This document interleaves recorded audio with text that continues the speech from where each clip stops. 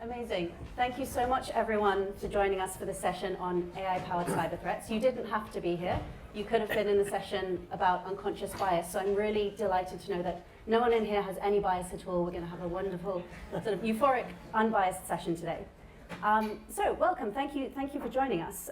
Just a brief overview of this session. We're going to be talking about cyber threats with a little bit of a focus on the role of AI and newer, more innovative technologies in these threats. And ultimately, we want to ask and answer the question of how senior technology leaders can really stay ahead. We've got about 45 minutes altogether, although that says 39, so I'll see how long they let me go over for. And we'll have about half an hour of discussion with our panel, and maybe 10 minutes at the end for questions. So please do ask your questions on the app. Remember to upvote them. We want this to be a democracy. So a brief introduction, my name is Sophie Valentine. I am normally wearing a product hat, so I'm really excited to learn about some of the slightly more technological aspects of our work today. We have an amazing panel for you today with some wonderful diversity of experience and some really complementary perspectives. So I'll ask the panel to briefly introduce themselves before we jump into the session. Tor, can I start with you? You can. I'm Tor, short name, easy to remember. Born in Norway, moved to the UK 35 years ago now, and have spent my life in technology of almost all different types you can think about. And from a cyber background, I've got a slightly weird background and probably a slightly weird way of looking at cyber threats, because I've really seen them out there. If you haven't worked in the games industry, you don't know what a cyber threat is. When you have 160 million hacker kids out there trying to get into your systems, then you know what a real cyber threat is. And I've spent some time on the west coast of America looking at that. But we'll get back to that a little bit later.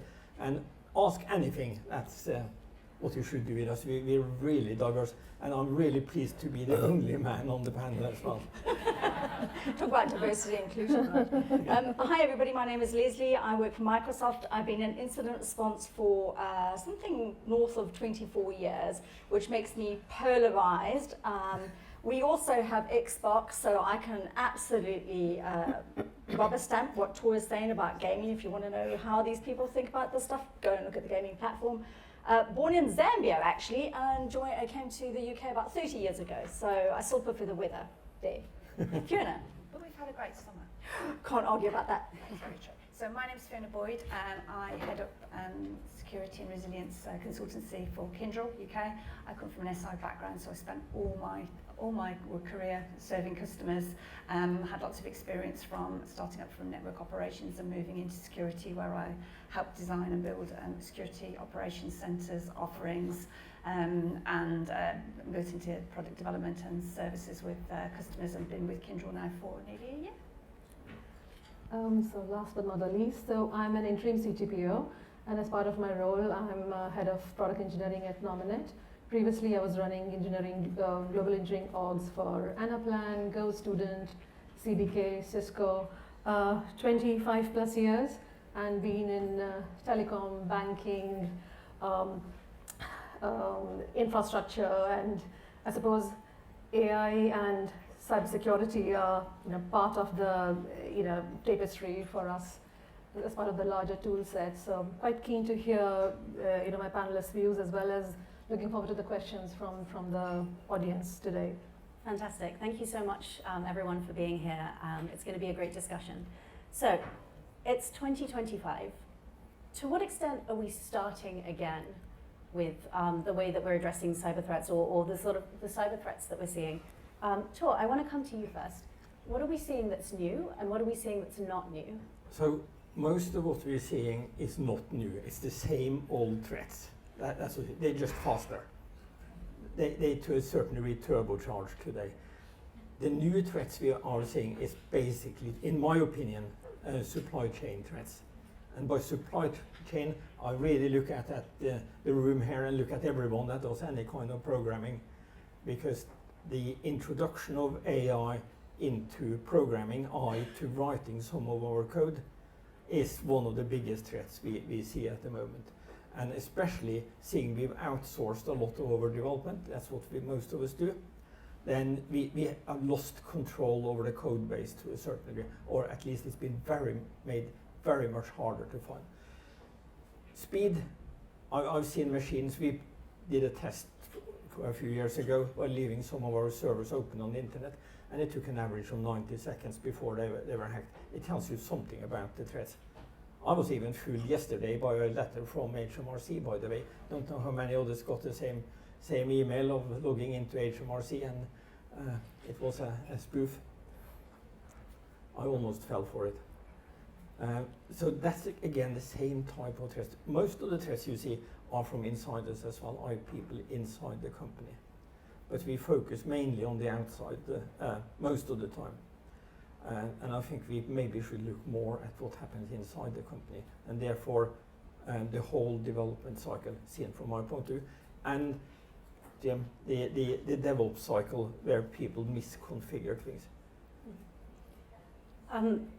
Really, really important. So we're seeing a lot of the same challenges, and we'll certainly come and discuss in more detail the role that AI in particular is playing in terms of sort of speed and scale.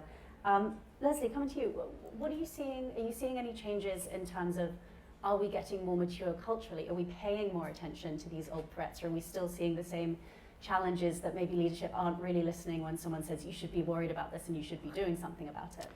Do you know what? That's one of the positives, right? But I just want to say Sec DevOps or DevSecOps, and somebody can come and help me later understand the difference, because I keep going security first, right? And the developers are going no. So the news has actually helped us quite a lot, because if you think about Log4j was on the front page of the Financial Times. I think before that, and again, having done this for a very long time, the conversation hadn't changed. If we think about all of the, so if a company had been compromised, and by the way, we use the term breach very carefully because it means loss of PII data, which means a notifiable event. It happened on-prem for years, and I heard somebody earlier saying, it's an intra-ID issue. No, it's not. It's about identities, okay? That's where we start at Microsoft with a zero trust perspective.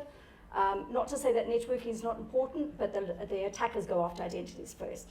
So we always, again, think about the fact that attackers log on, they don't break in, and that means that we have to think about identities from the point of view of carbon human, silicon machines, workload identities, and in fact, these days now, we're actually starting to create for AI their own personas so that they can be managed as an identity inside things like Active Directory. Sorry, Entra ID. I told you I'm old, right? But to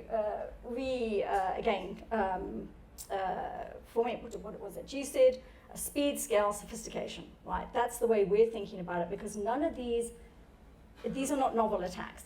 Right, there are some novel attacks when you're talking about AI, but the problem that we've seen manifest itself is from the point of view of AI democratizing the skills that once upon a time you had to be a fairly sophisticated adversary to create. Everybody here has heard of polymorphic malware, right? Well, it turns out that humans are better at creating polymorphic malware than AI at the moment. And there's a very distinct difference between LLMs, which essentially is a predictive texting on steroids, and agentic AI when you start to build these agents out. So that's one of the things I think that we're going to start to face going forward into the future. But at the moment, I would say we're faced with very much the similar sort of problems with a couple of new threats that we have to think about going forward. So it sounds like the same old challenges on steroids. Right. So, Silky, I want to come to you. We're drawing a bit of a connection between 2025, the latest technology, and the role of AI in these threats. Is AI really that new, or is it just new to people who haven't been paying attention until it's hitting the news?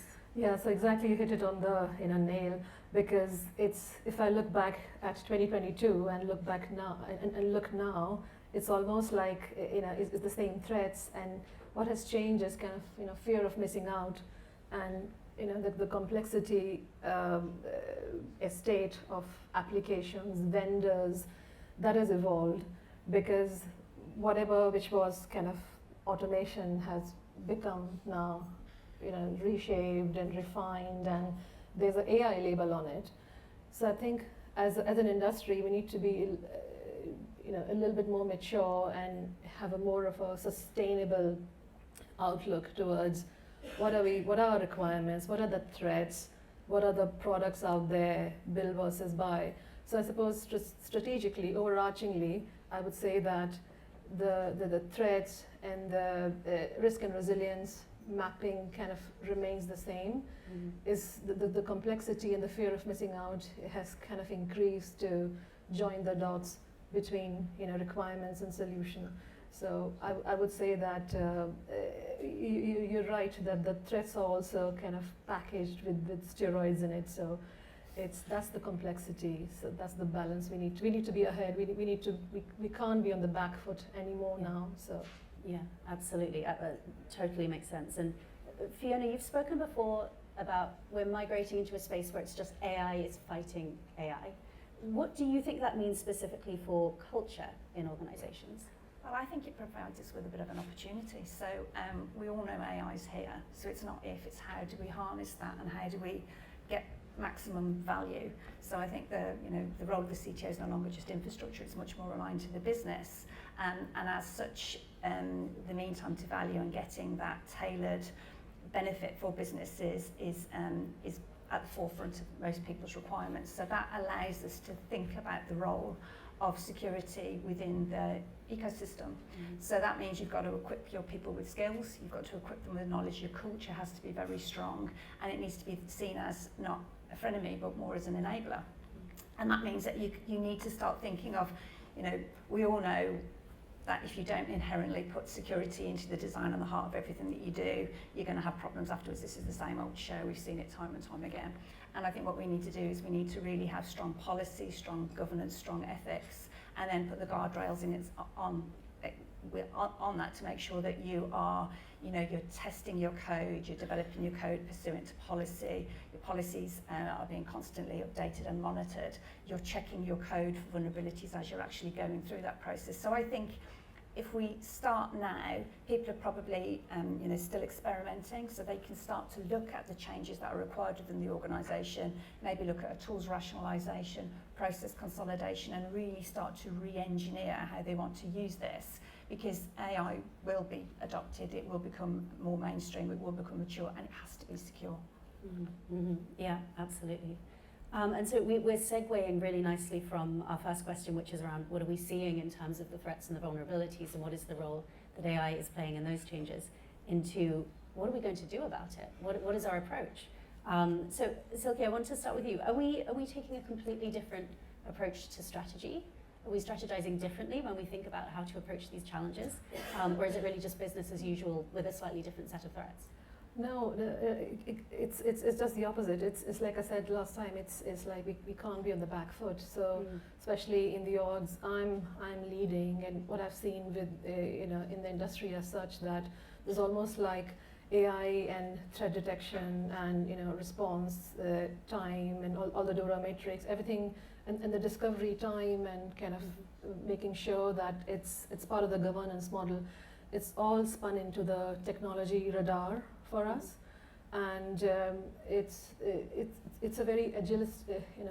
I don't want to use the word agile here, but that's the reality. You need to be in that mode of looking not just at the long horizons, but also we look at our tech radar for how's the long horizons looking, 3 years, then a year, and then quarterly, and then we really monitor our tech radar to see if the strategic pieces also need a bit of tweaking, because we need to learn from the incidences which have happened earlier this year, but also make sure that we have the tools, we have the skill set, we have the capability matrix.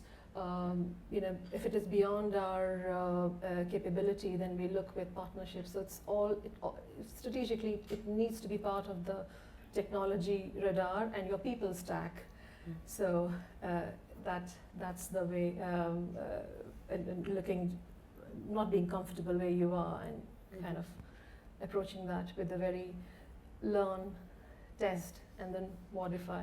Yeah, amazing. I love how you've painted a picture of almost these two parallel tracks. You want to be future thinking, you want to be big picture and strategic, and not be one of the companies that only started worrying about AI when it hit the headlines. But at the same time, you need to have that agility to respond, because we're seeing such a rapid pace of innovation in this space.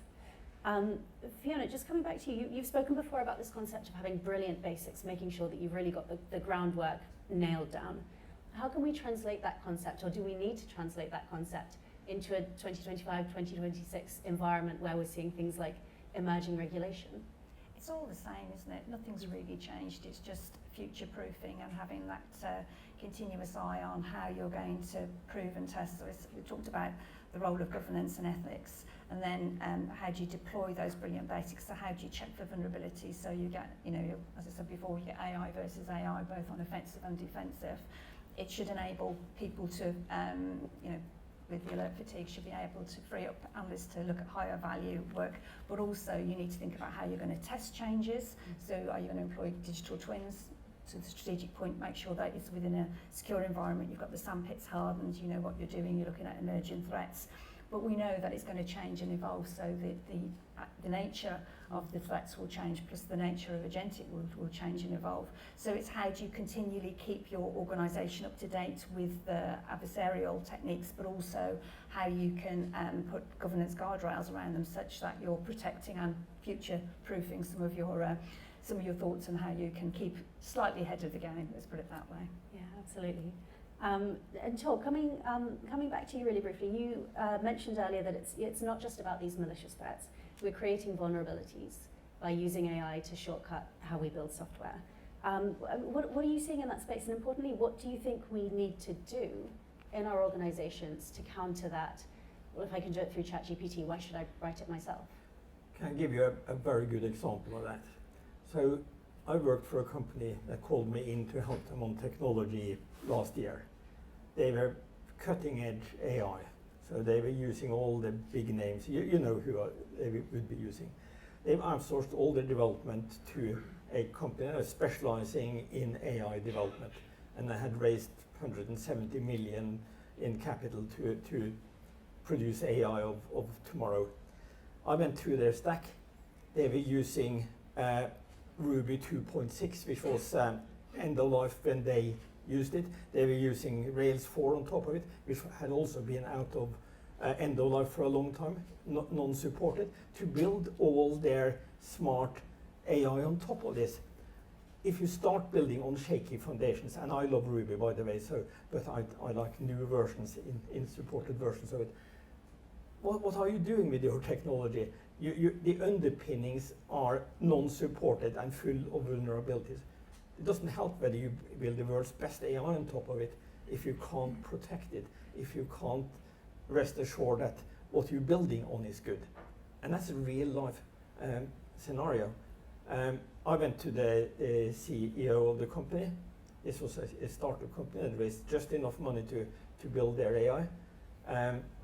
And we parted with very harsh words to each other because he wanted access to, he wanted the root passwords to everything, and I said no, and we had a sharp outburst of expletives, and I left.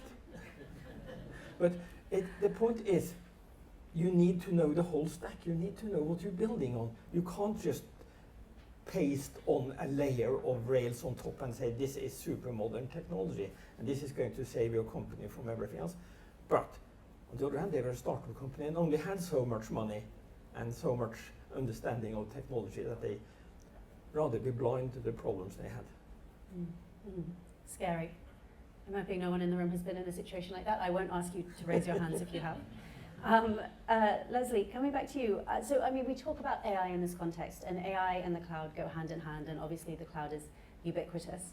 What are you seeing, and what do you think the right response is in terms of, you know, we're in the cloud, we're dealing with data at scale. What do we need to do when we're operating at that scale to make sure that we're sidestepping the vulnerabilities that Tor has described? I don't think you're ever going to sidestep vulnerabilities, right? So first of all, basics as a concept, I hate that term because it makes it sound like it's easy to do, and it isn't, because if it were easy, everybody would be doing it. So I like fundamentals. I would also talk about the great debate. Do you remember proprietary software versus open source software, right? Again, been around for a while.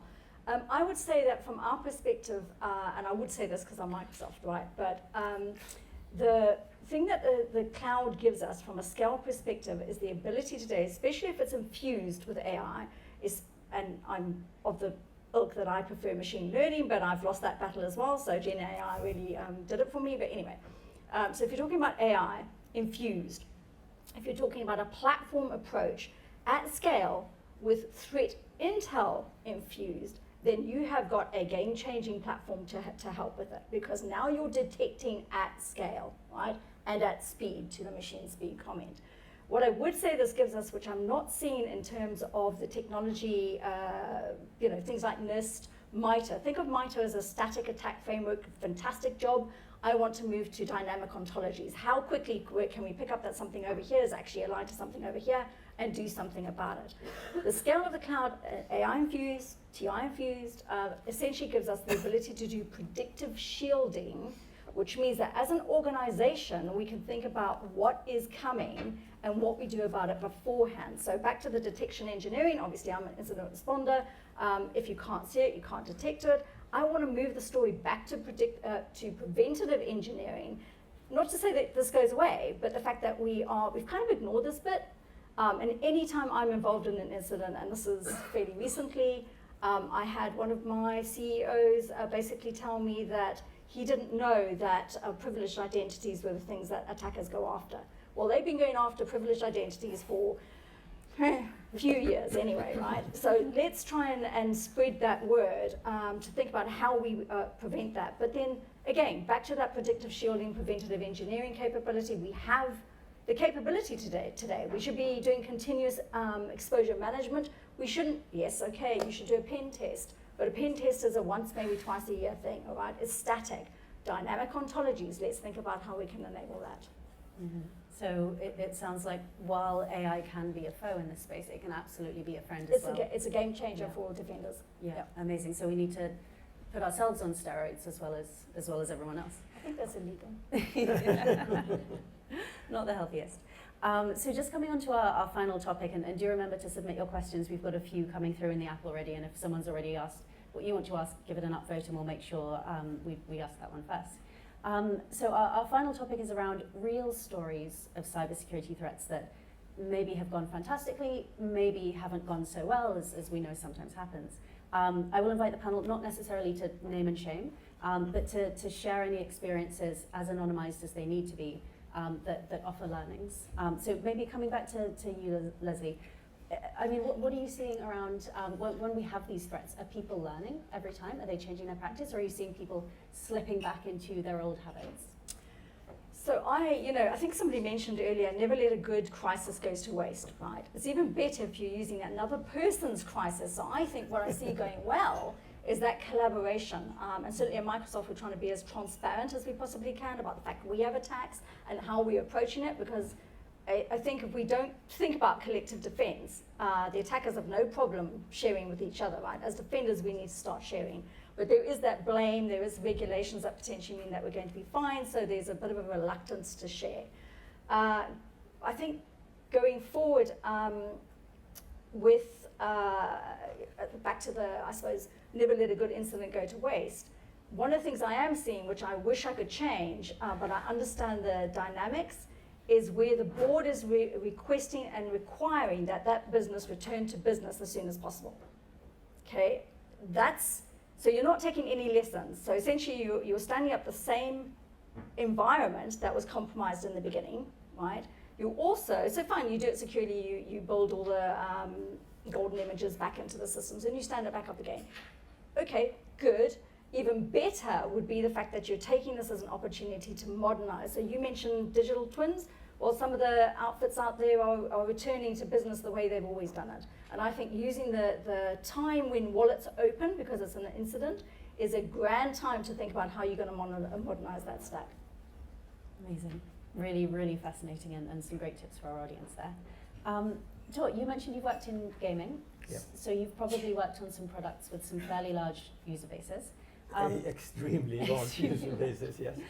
What have you seen? Do you have any stories of approaches you've taken to protect yourselves that have gone particularly well, or any examples you've seen where, again, going back to those sort of basics or fundamentals, there's been something missing?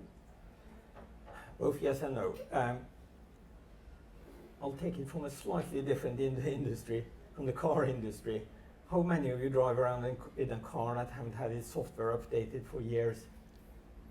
I've got a RAV4 by Toyota, which can't update its software over there, and it's still running the software it had when I bought it. Do anyone think that that's a good security way of doing things? My son's got a Tesla, and at least it's updated over there, so there's new things going. But you take a modern car now is incredibly sophisticated, and you're going to let it drive you around, and you got no way of securing the software in it. That is really, really bad. Games industry, they were mostly fought hacking kids that wanted to increase the strength of their characters or give it a new color and a new jacket or something. But they managed to break in regardless of what we did. The games industry is like that, and there's just so many of them that seems to have so much time on their hands in their bedrooms, or if you're out in Asia in a PC bang. That it's very hard to do something. We rebuilt all of our servers every 2 weeks, for example, just to be safe, because some of them would have been infected at that stage. Someone had walked into that server facility and plugged themselves in. These things happen. I've seen that happen more times than I care to remember as well. And remember, when you do that, your software security very often sits outside of the server itself. So you rely on people not getting access to the servers. And it still happens. And everyone knows that the attacks we had out in the Middle East on some of the nuclear facilities there. Do you know how it was caught? Someone was running Little Snitch. I come across Little Snitch on their laptop, and that's how they found out that their systems had been thoroughly hacked and infected. So occasionally it's just pure coincidence that you find some of these things. But the games industry is really a very good proving ground for technology and security technologies like that, where it isn't life and death. It's much, much harder when it is life and death. And there's an arms race going on there, absolutely. And don't forget about universities. Universities are also the second most people sitting in the dorm hacking into the system. Yeah, absolutely. And the universities don't have the money to defend themselves either. In general, sorry, that's a very generic way of saying it. So there is plenty of doom and gloom and plenty of things that have gone wrong. Let's look at the positive side. Fiona, what are you seeing? Are you seeing any good behaviours? Is there collaboration? Are people adopting solutions more openly? Yeah, I think so. I think there were two main things. So building on your point about infusing threat intelligence, and the days of static testing are well and truly over. Everybody knows that. You have to have observability. You have to have that continuous compliance. You need to do continuous testing. The foundational services never go away. You never get rid of vulnerabilities. Fundamental. Yeah. But you have to be cognizant of the things that are important to your business and how you can actually cater for those. So that situational awareness is now becoming more prevalent. And I think the other thing, as well, building on your point, I think a lot of the customers that we work with, they're saying that there's a lot more collaboration in the industries as well. They're speaking to each other, especially in some of the more recent incidents. There's been a lot of collaboration in those industries. And I think the other point to make is that people are now understanding that resilient services and your important business services is not just about better backups. It's about testing. It's about immutability. Can you recover? Can you do forensics? Have you got a clean room? Is your network quick enough to recover? How long can you be out of service? So it isn't just the province of the IT department anymore. It's now a coming together at the business level to understand what's my minimum viable business, what's my important business service, what does it mean if that's out, how can I test it, how can I make the business more collaborative and more responsible and accountable for it, so that you don't just have the playbooks, but you've got an evolving set of measures that are being updated constantly as constant change is being undertaken in these businesses, just to make them more tolerant. So I think the maturity of our organisations, and with all the regulations that's come on, it's all about bringing up the resilience of UK PLC, and I think that has been one of the positive things. And you now get, you now get access to a much wider set of stakeholders when you're having this conversation, which I think is just a really, really good thing, and a long may it continue. Amazing. Well, we've got a question actually that talks about stakeholders, so we'll come to that in just a moment. It sounds like a wonderfully positive approach. Silky, are we seeing people take approaches to as described by Fiona? Are there any examples you have, maybe even from this year, of when an incident has happened and people have responded really positively and grown through it? Yeah, no, absolutely, and I think all my points have been taken. So observability in a simulation in a safe environment, and network effects from cloud, isn't it? That's like top line. And I think an incident happened today at work for us. And if I look back, when I entered the door, I was told that we have shiny tools and we have the best in class products, and we have observability and everything else. Now, I would like to use like a Formula One analogy, like, you have a series of nice shiny cars coming in and nice tools coming in, it's a pit stop and off you go. But instead, imagine there are hatchbacks coming in, old hatchbacks coming in, and they're shiny tools, so you wouldn't get bang for bucks, isn't it? So one of the things which I have done, and I've seen this over and over, and I feel that every organization I enter, perhaps I would see as the years go by more maturity. But we have to remember that some of the most successful organizations have such a legacy kind of cognitive load that even if you get all the shiny tools at your pit stop, there's always the same transformation need.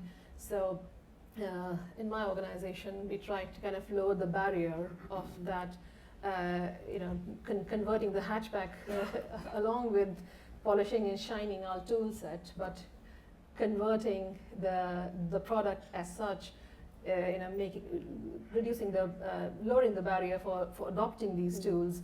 So modularization and kind of, to your point, or looking at the application estate. When is the end of life? Is it really good? Should we de-invest? Should we do something different?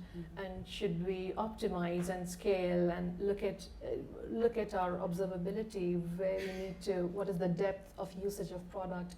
So it's all of those things which are as important as looking at your toolkit and your AI as a friend. So I think it's very so today morning when I had this incident like 3 years back, I would be like, I can't come because I need to have a steering committee, and I need to do all of this. But I came here like it's improving the BAU, and that's something, because we've invested in past in all the good stuff. So we are reaping the benefit now, so that we are more front foot. We're more resilient, to your point, Fiona, and that's really something which helps me sleep at night with less worry. I'm pleased to hear it. So we have a clear sense, and thank you to the panel for all of your thoughts. We have a clear sense of what are the challenges we're facing, what's new, what's old, what do we need to do about it, what is everyone in the industry doing about it. But we don't operate in isolation within our companies. We don't always get to take the decisions that we want to take. Our first question is from Claire. Thank you, Claire, for your question. Is all about how can we compel our non-techie senior stakeholders, which, as discussed in the previous panel, often senior stakeholders in the organization who aren't in tech are not techie. How can we convince them to take these things seriously, particularly in smaller organizations that aren't already well established when it comes to cyber threats, where the founders may be natively risk takers? That's how they've got to where they've got. Does anyone from the panel want to, do we have, yeah, I can go, because I've worked a lot with PE and VC-backed organizations, and seen small, medium, and enterprise sites. So I think one of the things which has worked best is explainability, because when you, and these, so PE and VC have a different kind of operating model, because VCs are kind of more future looking, and PE have like a time boxed approach. But in both kind of cohorts of stakeholders, and explainability is really your tool. Break down the complexity, explain what matters most. And that's how you kind of take them on a journey rather than, no one likes surprises, isn't it? So when you are in a situation and there are surprises, then connecting the dots and understanding takes a long time. So the way I work with is that here's a white space. This is what green field looks like. This is what brown field looks like. These are our threats. These are our opportunities. This is what is in the works, so that your board is prepared and they understand the context. So it's easy to make decisions.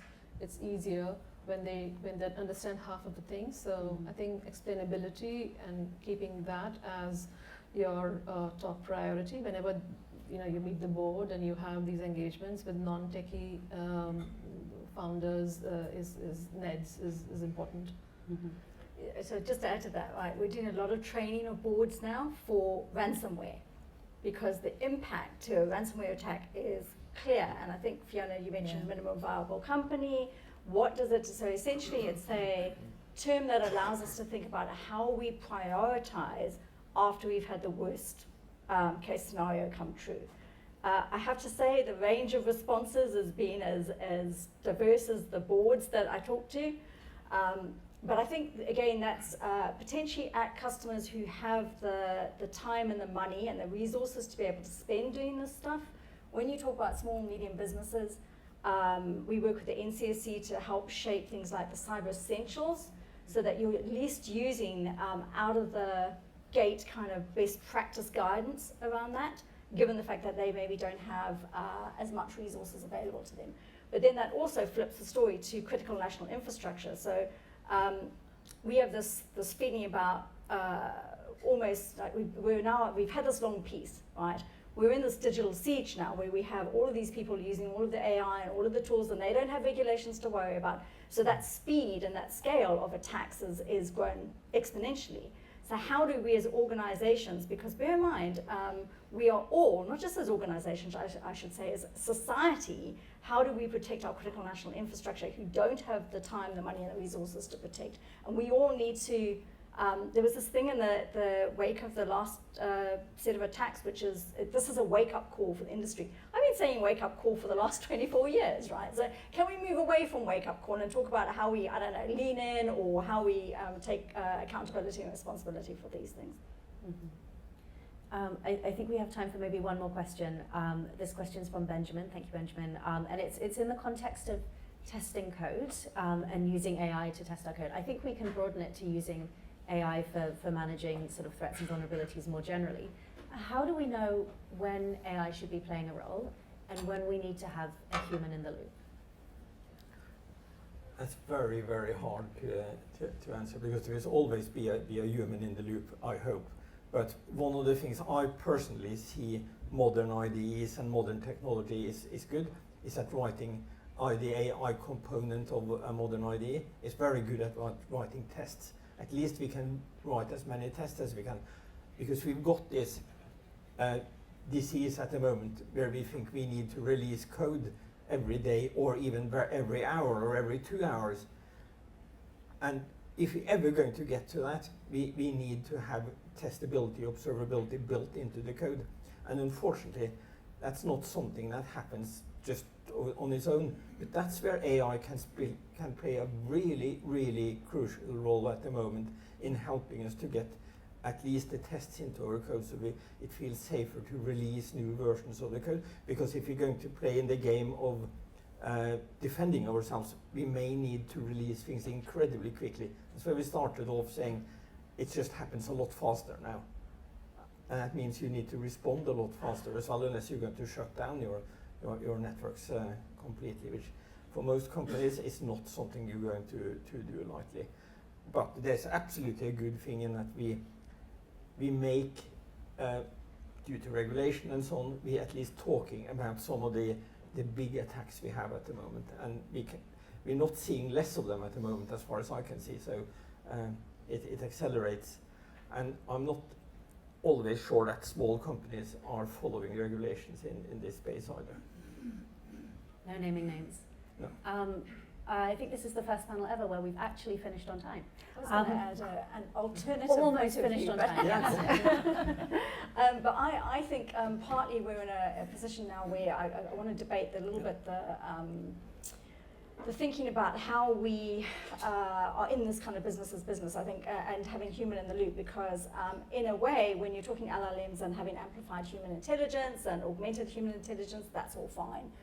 At some point, we kind of need to have humans being able to do that explainability after the fact, because it's too quick now, right? So we can't slow it down enough for us to be able to think, so why was it doing that? Provided we've trained it, provided we've got the guardrails, provided we're thinking about safety first when it comes to AI, then I think we have a roadmap, a paved path, if you will, for being able to utilize AI quickly.